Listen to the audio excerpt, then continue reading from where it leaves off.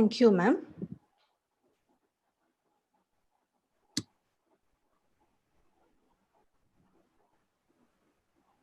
So I'll be talking about a beginner's guide to vision evaluation, refraction, and prescribing glasses in children.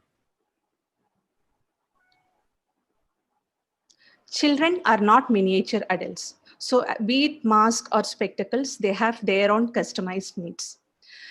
Talking about visual acuity estimation in children, the one word is it should be age appropriate vision estimation methods. And we are well versed with those techniques on different age groups. And for pre-verbal infants, we have different patterns like force preferential looking test, optokinetic nystagmus, or pattern VEP.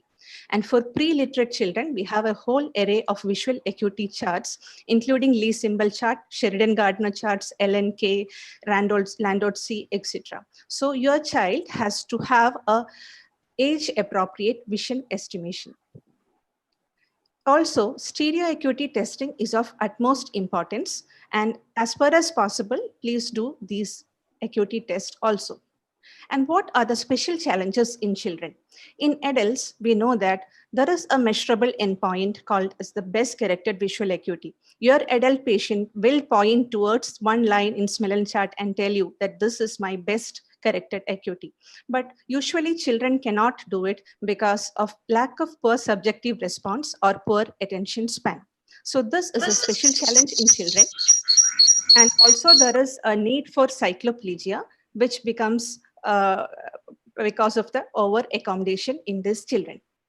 So what are the aims of pediatric visual correction? One is to provide a focused retinal image to prevent or treat amblyopia and to achieve optimal balance between accommodation and convergence.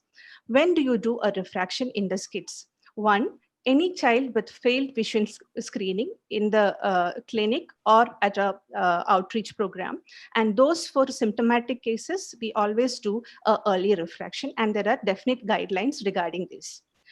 A routine algorithm in a clinic would be estimation of visual acuity by age appropriate means, followed by auto refraction or photo screening.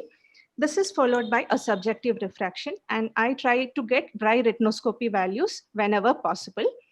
Of course, you have to do a cover and cover test and a basic orthooptic workup and stereo acuity. Cycloplegic retinoscopy. After cycloplegia, you can also have an AR reading. If you are okay with the readings up to this, you can give the spectacles right away, or you can always call the child for a post-mydriatic test also. So this is the routine algorithm which we follow. Pediatric autorefractors, we have a variety of photo screeners and autorefractors. Most of them give very good values, especially they are useful for screening.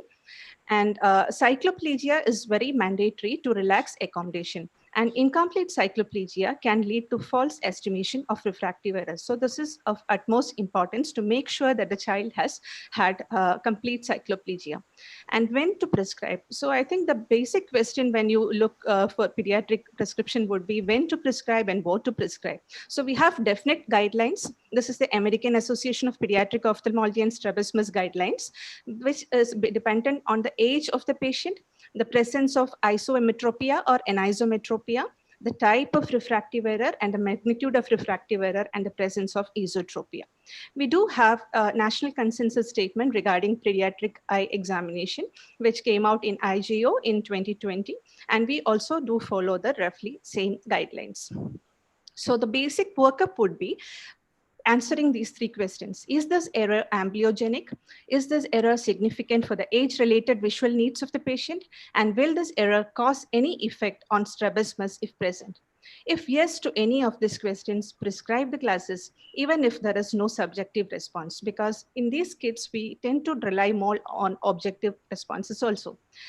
Myopia in infants, low to moderate myopia needs no correction, but if there is a risk of amblyopia or anisometropia, myopia more than 3 usually is corrected. And special mention about ROP babies who could go into higher grades of myopia and they need an early correction. Myopia in school children, usually we give full correction. And hypermetropia is a more riskier factor because of the propensity to develop amblyopia. And those with ESO deviation, we give full cycloplegic correction. An uncorrected hypermetropic child, when he is first given glasses, accommodation may not relax and vision may be blurred. So this has to be communicated to the parents on prescription. And high AC-BI ratio, we always give bifocal add for near. And astigmatism, school-going children, we usually prescribe the full cylinder that can be tolerated. And there are some certain special situations like anisometropia, which is a powerful amblyogenic factor. So this child has 6 in the right eye and -10 in the left eye. So contact lenses is a good option for him. And if he is not tolerant to contact lenses, you can use spectacles also. But children usually tolerate anisoconia better than adults. Aphakic infants, we give single vision glasses or contact lenses. As they grow older, bifocals can be given. And pseudophakia, we give full correction as there is no residual accommodation, which could be bifocals or progressive glasses. In special kids, objective retinoscopy values may be more reliable, and the parents have to be motivated that they have to try glasses, and the visual improvement will occur in these kids to some extent. And cone dystrophies, we have to go for photochromatic or tinted glasses. A word about the frames. Usually they should be colorful with elastic headbands and soft ear support for very young kids and break resistant. Whatever said and done, I think the most important thing in pediatric refraction is not giving glasses, or the most important thing would be the compliance follow-up, because most of the children at 3 months, the compliance rates are very poor. But address the special issue with the spectacles, advise the child, and it's important that the child wear the glasses rather than we prescribe them and leave them alone. Thank you. Thank you very much. That was a very good talk with everything was covered. A very basic question I have to ask for you. What are the cost issues when you are getting vision testing equipments in children, which maybe would be useful for the general audience, your Lee paddles and Wheeler's acuity charts and all that? Yeah, I think for pre-verbal children, Lee symbols are very good option. And for a institution or a hospital, they are not that costly. It's always desirable to have one for estimation. And then if you go for other kind of equipments like photo screeners or auto refractors, maybe you should think about the feasibility and the magnitude of children you are going to cover. And for screening purposes and large scale establishments, they would also be a good option. And as far as the frames, you already mentioned about those bands. Yeah. Would there be a particular quality of frames which you would advise, which is hypoallergic and? Yeah, usually they are of cellulose acetate or other plastic materials. And each child should have a custom kind of spectacles, and the optician should be very careful in that. And what I always try to say is this should be introduced as a good thing. It's a status symbol for the child. You look good and you can see better with the glasses. And so because this is also related to the compliance, as Madam told, if there is no headband, the spectacle may not sit on the in front of the eyes, rather it may be on the nose, which could prevent proper refractive correction and also develop amblyopia. So these little things are also very important regarding pediatric optical dispensing. My co-moderators in this session, I forgot to introduce right in the beginning, are Dr. Anaga Harur, who's a member ARC, and Dr. Murlidhar. Would they have some questions to ask the expert? Can I ask a question, ma'am? Yes. Yeah, specifically, ma'am, the equipment called as the Plus Optics, what has been your experience and how accurate is it, especially in the very, very young or infants? Yeah, Madam, I do use Plus Optics. It's very good for screening. And again, it's also important that you pick other causes of media opacities like strabismus, and it's very kid friendly because when we are also using it. That is we found it very. When you look at Welschlein Shuasight or other kind of refractometers, I find this more friendly to the kids, and the values are also good. But again, you will have to regarding the spherical refraction, you will have to quantify with a cycloplegic retinoscopy for prescription. Absolutely. For screening purposes, they are very good. They're good. Yeah. I think the main drawback of Plus Optics is not it is not highly accurate in high myopes and high hypermetropes. I think what we have been using that for the last 2 years, and for up to 5 diopter of refractive error, it is really reliable. At least Can for I add a screening, point, Dr. Chitra? May I add a point?